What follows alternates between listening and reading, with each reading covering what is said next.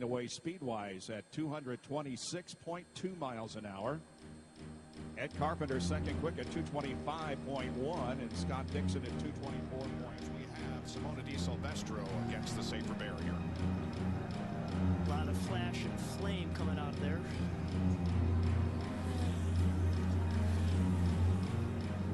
And those flames are usually caused by oil. But look at how much is up on the right front. Oh, yeah, this is that's not good. a little more serious than Area. A serious accident in the pit area, but look at Kogan. He hit backwards when he hit really hard for the first time. Now, of course, he impacts the end of the pit wall. And now sliding across to the inside of the pit wall. The newly resurfaced pit lane there.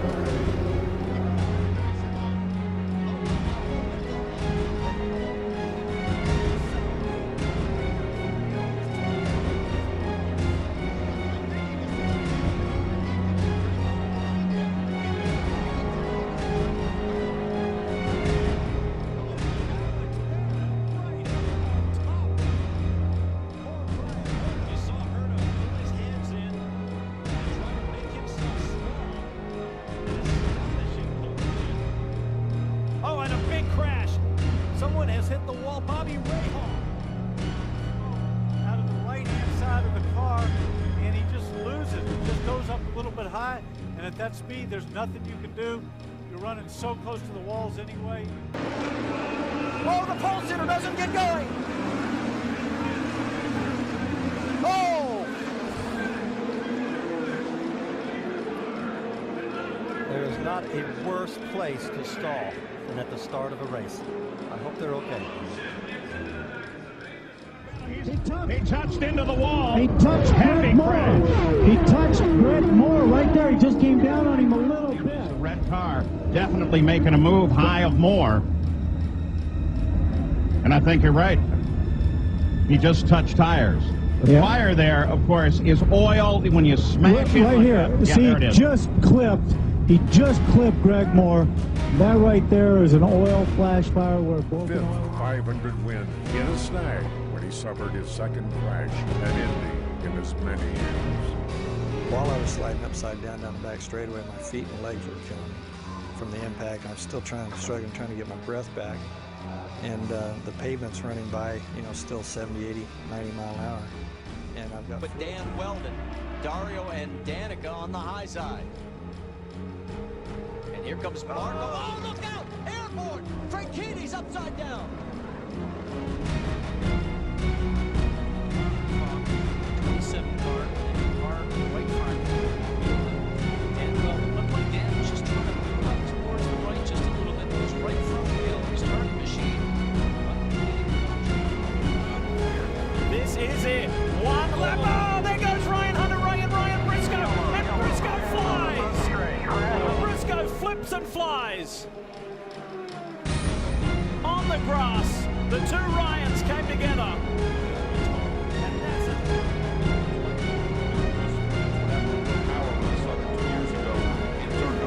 Ideally, I think you'd like to be low, in particular going into... Oh, we have a huge crash here on the track right now. It looks like Mikhail Aloshin. I'll have to look up who it is. I saw Aloshin earlier, who was running very close with Charlie Kimball and as well Sebastian Sebastian. Certainly destroyed, but you can see Mike moving inside the car. He's going on the inside of Ryan Hunter Ray. This reminds me of Dan Weldon's crash here in turn 3 and 4 quite a few years ago. And the car is out into the fence, which is almost reminiscent of Kenny Bragg's accident at Texas quite a few years ago, guys. Very, very lucky. He was incredibly lucky that he did not go head into that fence. That is a horrible impact. Wow. Gidley. Neither one with an apparent ride next year. Oh! Looks like Oriol Servia coming down into the second corner. You can see Oriol get up and over the back of Mauricio Gugelmin's car. Watch it again.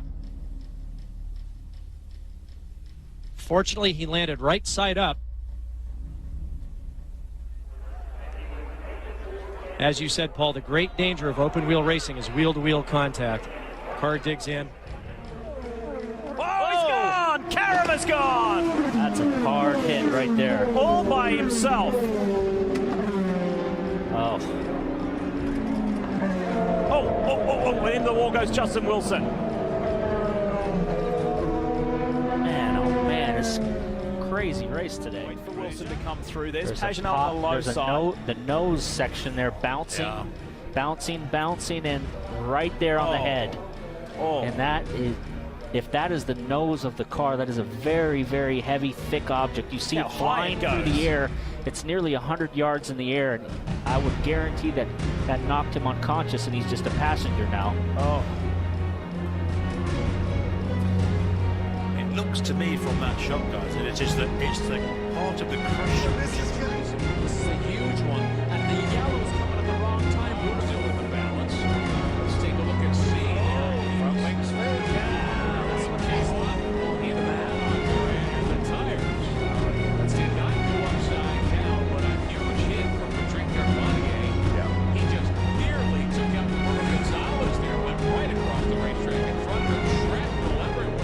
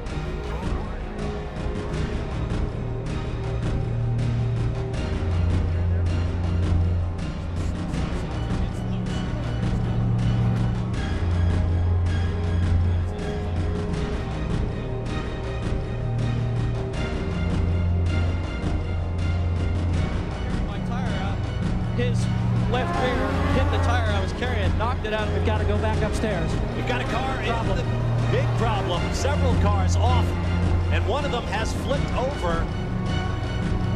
3 cars involved.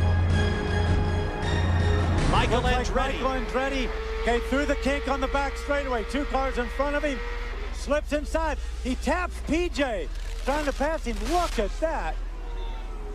And he lands upside down on the track. Rolling again, tumbling. Look at that. What a ride through that. Oh. That is unbelievable. And is that not a testament to the safety of these cars that this guy's looking to get out of there? Another look from overhead. Now that was Zanardi and J.J. Lado, and they touched and took off J.J. Lado's wing. And look at Michael come up. Oh. Unbelievable.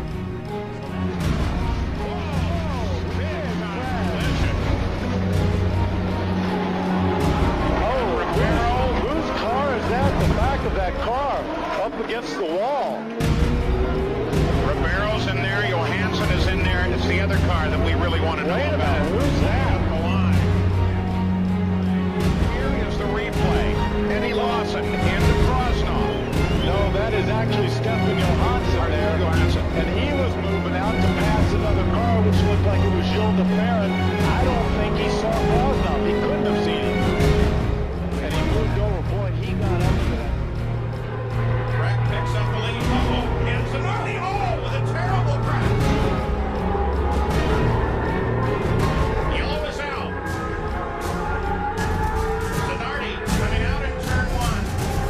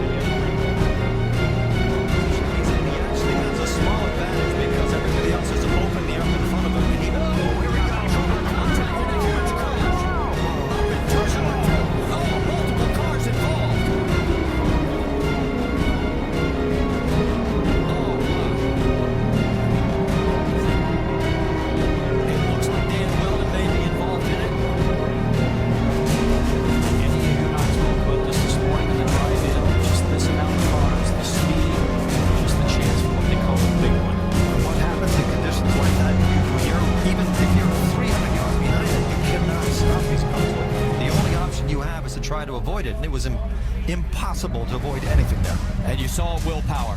His car involved as well. My. What a mess. That's Townsend Bell that was, I think his car was up on its side there, the 22. 15 there of Jay Howard.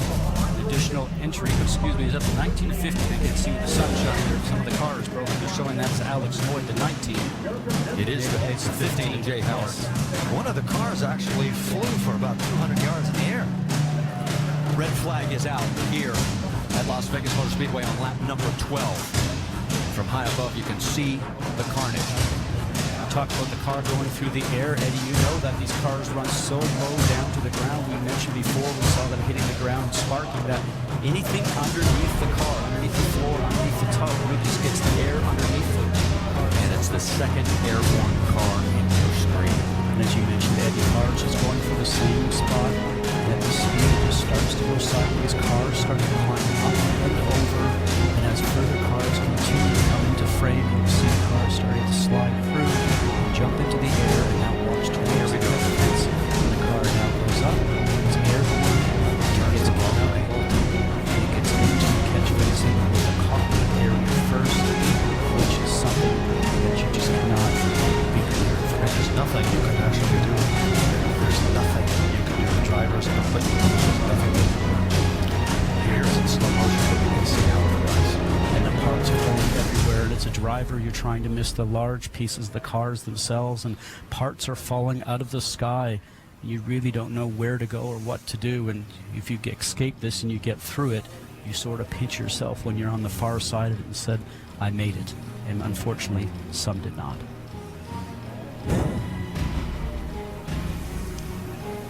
Last angle on this that we will show you as very painful to watch. It is. It's heart-wrenching. You know these people as competitors, as sometimes they're angry with what you say about them on the air. But trust me, when there's these moments, there it is right there, and catch the compact, or the impact you were talking about, Scott. Cockpit towards the catch fence. Another view from Danica's car as she was one of the 19 that managed to make it through. She's in the lower part of the track, which was a good position to be in, but she has a bird's eye view of everything from here. And as we heard her say earlier in this telecast, that she thought things were just getting a little bit crazy. She had eased off the throttle, not something that race car drivers do, but she just felt uncomfortable. Had something about it, a sixth sense, if you will, and turned around and just gave herself a little bit more breathing space, which is something that worked out very well for her. Charlie Kimball's view, he was in the middle lane, had nowhere to go. And a car went right over the top of him. And there's another car flying over the top. Literally, I've been in these accidents, there's nothing you can do. Once it starts to happen, the momentum has to just play itself out. The number 77, Dan Weldon's car number today, has now been put at the top of the scoring pylon here at Las Vegas Motor Speedway.